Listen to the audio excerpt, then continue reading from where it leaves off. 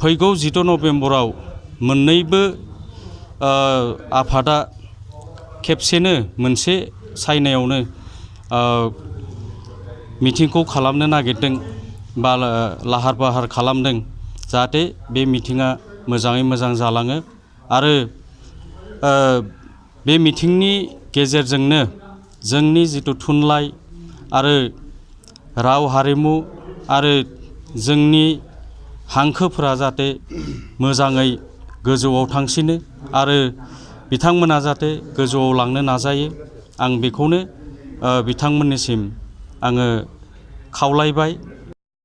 बे हाबाफारिखौ जोङो जाफुंसार होनो थाखाय जोङो जोंनि गब'र बर' थुनलाइ आफादनि बेन्दोङाव थानाय गंफ्रोमबो गामिनि रायजो राजा गोरों गोरा बैनिफ्रायबो जोङो हेफाजाब जोङो बिदोङो आरो बिथांमोना जिकुनु खामानियावनो हेफाजाब होगोन होननानै जोंखौ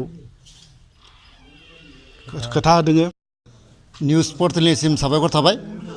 देग्लाय 62थि बर' थुनलाइनि जोनोम सान 10 नभेम्बरखौ गब'र गुदि बर' थुनलाइ आफाद आरो गब'र दख'र दुलाराय बर' फरायसा आफादा गब'र बर' थुनलाइ आफादनि 15थि बोसोरारि जथुम्मा आरो गब'र दख'र दुलाराय बर' फरायसा आफादनि 22थि बोसोरारि जथुम्माखौ जयैनो कुसाबारि बर' गोजौ हाइ स्कुलनि गेलेग्रा फोथाराव जयैनो खुंफुंनो थाखाय लाहार फाहार खालामनाय जादों आरो बेहाय दिनै जों मोनसे हाबाफारि लादोंमोन।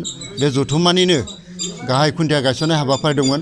बे गाहाय खुन्थिया गायसननाय हाबाफारियाव जोङो आलासि महरै जोंनि सालबारि समस्तिनिनो TCLCCनि चेयारमेन मुस्रि बिर सिं गयारिखौ जोङो गाहाय आलासि महरै हांख्रायना लाबोदोंमोन। जोंनि हांख्रायनाय लेखा बिथाङा जोंजों नुजाफैनानै जोंनि बे गाहाय खुन्थिया गायसननाय हाबाफारिखौ गोख्रोङैनो मदद होफैदों।